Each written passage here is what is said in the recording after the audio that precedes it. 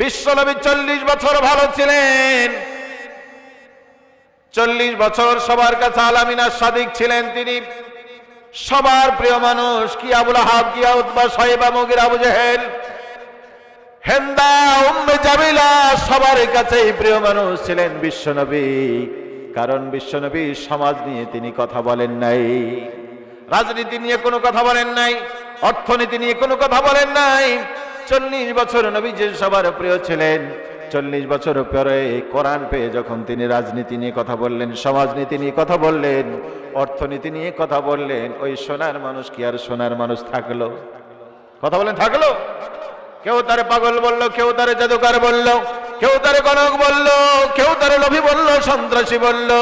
শুধু বলেই ক্ষান্ত হলো না, ওই নবীর নাগরিকত্ব ক্যান্সেল হয়ে গেল, ভোটাধিকার কেড়ে নিল, দেশ থেকে তাকে তাড়িয়ে দিল।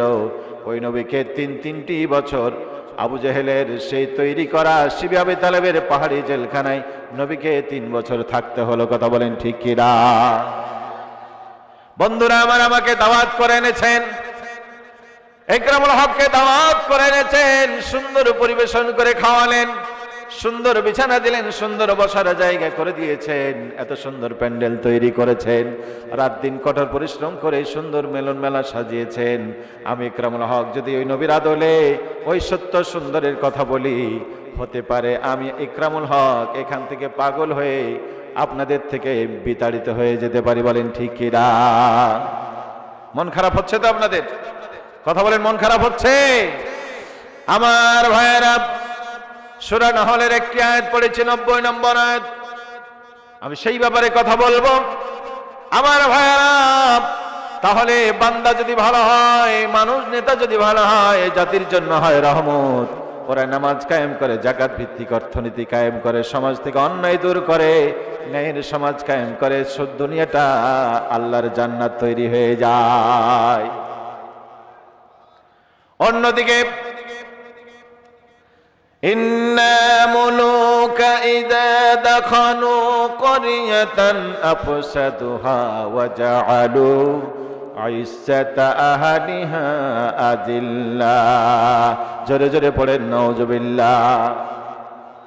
আল্লাহ পাক বলেন, অসৎ, চরিত্রহীন, লম্পট যারা, আল্লাহর ভয় নাই, নবীর ভয় নাই, পরকালের চিন্তা নেই, আখেরাতে দাঁড়াতে হবে, মাটির নিচে যেতে হবে, এখান থেকে আবার উঠতে হবে, রবের সামনে দাঁড়াতে হবে, এমন চিন্তা যাদের নাই, ওরা যদি সুযোগ পায় জমিনে 2টা কাজ করে। কয়টা? কয়টা? আরো জোরে, জোর হলো না, জোরসে বলেন। আল্লাহ রাব্বুল আলামিন ওরা যদি সুযোগ পায় জমিনে 2টা কাজ করে। 1 নম্বর হলো ফিতনা ফাসাদ, হানাহানি, মারামারি, কাটাকাটি লাগিয়ে দেয়, ওই সমাজটাকে অশান্তিময় করে তোলে। আর ওই সমাজের ভালো মানুষ যারা, তারা যদি কথা বলে, মদের বিরুদ্ধে কথা বলে, জেনার বিরুদ্ধে কথা বলে, সন্ত্রাসের বিরুদ্ধে কথা বলে, নৈরাজ্যের বিরুদ্ধে যদি কথা বলে, তাহলে পরে ওই সমাজের রেসপেক্টেড মানুষগুলিকে, আলেম ওলামা, ইমাম ওলামাদেরকে তারা জেলখানায় আটকায় রাখে। কথা বলেন ঠিক কি না? জোরে বলেন ঠিক কি না? তাহলে ভালো মানুষ আসার দরকার আছে না নাই? নেতা যদি ভালো হয়, জাতির জন্য হয় রহমত, নেতা যদি খারাপ হয়, জাতির জন্য হয়। আপনারা ঢাকা যান, ঢাকা যান না? কিসে যান আপনারা? বাসে চড়ে যান, একজন ড্রাইভার, বাকিজন সব যাত্রী, প্যাসেঞ্জার। ড্রাইভার যদি ভালো হয়, রাস্তাঘাট ভালো চেনে, রাতের ঘুম যদি তার চোখে না ধরে, ড্রাইভার রাত জেগে জেগে দেখে দেখে গাড়িটা নিরাপদে নিয়ে যায়, 50 জন যাত্রী সিটের মাথায় মাথা লাগিয়ে যদি ঘুমিয়ে থাকে, বলেন দেখি ঢাকা যেতে কোনো অসুবিধা আছে নাকি? আবার 50 জন যাত্রী খুব প্রথম শ্রেণীর যাত্রী, ভিআইপি পারসন, 10 জন প্রফেসর, 10 জন ডাক্তার, 10 জন ইঞ্জিনিয়ার, 10 জন প্রশাসনের লোক, 10 জন এমপি মন্ত্রী, সবাই ভিআইপি পার্সন লোক, সবাই জেগে আছে। কিন্তু ড্রাইভার বেটা একটু মদ পান করেছে, আর এই মদ পান করে মাথাটা একবার এদিক সেদিক গাল্লি মারে। হয় না এরকম? আপনারাই বলেন, এই ড্রাইভার যদি একটা সেকেন্ডের জন্য ঘুমিয়ে যায়, গাড়ি অ্যাক্সিডেন্ট হবে, তাতে কি কোনো সন্দেহ আছে? আছে সন্দেহ? ওই গাড়ি যদি অ্যাক্সিডেন্ট হয়, শুধু ড্রাইভার মারা যাবে, কি মারা যাবে? কথা বলেন না কেন? এই যে VIP, master, professor, doctor, engineer যা আছে সবাই মারা যাবে। এই জন্য গাড়ির ড্রাইভার ভালো হওয়ার দরকার আছে না নাই? ও আল্লাহর গোলামেরা, 50 জন যাত্রীবাহী একটা গাড়ির ড্রাইভারকে যদি এমন ভালো হতে হয়, 18 কোটি বাঙালি বাহিত এই গাড়ির যাত্রা, এই গাড়ির মালিকের ড্রাইভার ভালো হওয়ার দরকার আছে না নাই? এই গাড়ির ড্রাইভার যদি ভালো হয়ে যায়, এই গাড়ি জান্নাতে যাবে, তার অনুসারীরাও জান্নাতে যাবে। কিন্তু গাড়ির ড্রাইভার যদি ভালো না হয়, আপনি আমি ভালো হয়ে কোনো লাভ হবে না। আপনি মসজিদ মসজিদ চিল্লা দিবেন, তাসবিহ দানা পড়বেন, গাড়ি যখন অ্যাক্সিডেন্ট হবে আপনিও ধ্বংস হবেন, কেউ বাঁচাতে পারবে না। তাহলে ভালো কারা, আল্লাহকে ভয় কারা করে? আল্লাহর কোরআন বলছে, ইন্নামা ইয়াখশাল্লাহু মিন ইবাদিহিল উলামা। বান্দার মধ্যে আলেম যারা, আমি আল্লাহকে বেশি ভয় পাই, তারা পড়েন মারহাবা। এখন কি আর ওই আলেম আছে? একটু কথা বলতে হবে। ওই আলেম আছে? নাই। আছে না নাই বলে? আলেমরাই আল্লাহকে ভয় করে, পড়েন আলহামদুলিল্লাহ। আল্লাহ পাক বলছেন, আলেমরাই আমাকে ভয় করে। ওই আলেমদেরকে আজকে আমরা সম্মান করি না। ওই আলেমদেরকে নানান অপবাদ দিয়া, মিথ্যা তহমত দিয়া আলেমদেরকে সমাজে কলঙ্কিত করার চেষ্টা করি, পড়েন নাউজুবিল্লাহ। আজকে কিছু মানুষের কথাই হলো মনে বড় জ্বালা, পাঞ্জাবিওয়ালা কি আছে না নাই? যেই সমাজে বিশ্বাস করেন আলেমদের সম্মান করা হয় না, মর্যাদা করা হয় না, যেই সমাজে আলেম ওলামাদের সম্মান খেদমত করা হয় না, ওই সমাজে আল্লাহ রহমত আসতে পারে না। কথা বলেন ঠিক কি না? এই আলেমরাই পৃথিবীতে শান্তি এনেছিল, নবীর শিক্ষায় পৃথিবীতে শান্তি এনেছিল। চলুন আপনাদেরকে নিয়ে যাই। সূরা নহলের একটি আয়াত পড়েছি, আপনারা প্রতিদিন কম বেশি জুমার খুতবায় আয়াতটি শুনে থাকেন, কি শুনেন না? আল্লাহ পাক বলছেন, ইন্নাল্লাহা ইয়া'মুরু বিল আদলি ওয়াল ইহসানি ওয়া ইতা'i যিল কুরবা ওয়া ইয়ানহা আনিল ফাহশাই ওয়াল মুনকারি ওয়াল বাগই ইয়া'iদুকুম লা'আল্লাকুম তাযাক্কারুন। জোরে জোরে পড়েন মারহাবা।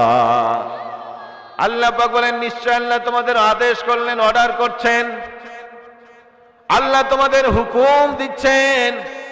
একটি আয়াতের ভিতরে 3টি আদেশ, 3টি নিষেধ।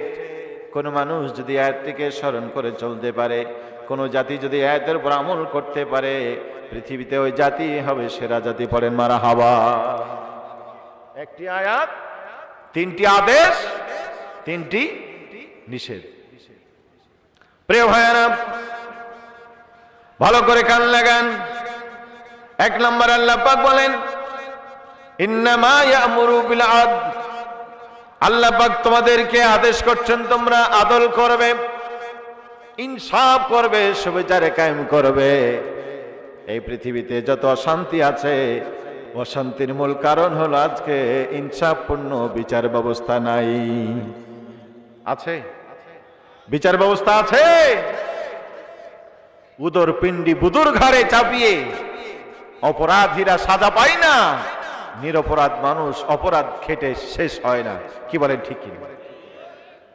আজ থেকে 20 বছর আগে চাঁপাইনবাবগঞ্জের কোর্টে একজন জেলা জজ এসেছিলেন। জেলা জজ সমস্ত আইনজীবীদেরকে নিয়ে একটি কনফারেন্স করলেন। সবাইকে তিনি চায়ের দাওয়াত করলেন, ডেকে বললেন, প্রিয় আইনজীবী ভাইয়েরা, আপনারা এখানে এসেছেন রুটি রুজির জন্য। আপনাদের পিতামাতা আপনাদের কষ্ট করে লেখাপড়া শিখিয়েছে, আপনারা এখানে এসে আইন পেশায় এখানে কিছু রুটি রুজির জন্য আইন কাম করবেন। ভালো, আমাকে আপনারা একটু সহযোগিতা করবেন। আমি আমার এই জাজ জীবনে আমি দারুণ কষ্ট পাই। 2টো রাত আমি ভালো করে ঘুমাতে পারি না। কয়টা রাত? কথা বলেন, কয়টা রাত? একদিন, ওই একটা রাত যেদিন আমি বিচার করতে বসি, আমি দেখি কাঠগড়ায় যিনি দাঁড়ানো এই লোকটা অপরাধী, অপরাধ করেছে বলেই মনে হয়, আমার বিবেক বলে এটা অপরাধী, প্রকৃতপক্ষেই অপরাধী। কিন্তু আপনারা আইনজীবীরা এমন করে যুক্তি উপস্থাপন করেন, আইনের ফাঁক ফোকর তুলে ধরেন, আমার এই কলম দিয়ে লিখে দিতে হয় এই লোক কোনো অপরাধ করেনি, তাকে বেকসুর খালাস করে দিতে হয়। কি হয় না, হয় না বলেন?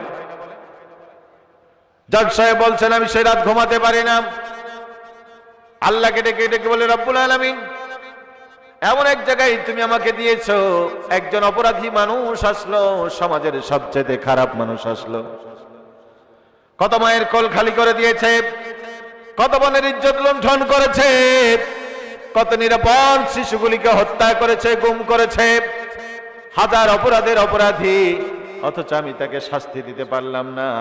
আমার আদালত থেকে হাসতে হাসতে ফিরে গেল, আর এই মাজলুম লোকগুলি চোখের পানি দিয়ে আমাকে বদদুয়া দিল। আমি সে রাত ঘুমাতে পারি না। আরেকদিন আমি ঘুমাতে পারি না, একজন আসামি আসলো, আমার মন বলে এই লোকটা অপরাধ করেনি, আমার কনফিডেন্স হলো এই লোকটা কোনো অপরাধ করেনি, কিন্তু আপনারা এমন করে যুক্তি উপস্থাপন করেন, আমাকে কলম দিয়ে লিখে দিতে হয় এই লোকটা অপরাধ করেছে, তার ফাঁসি কিংবা যাবজ্জীবন কারাদণ্ড। আছে না নাই?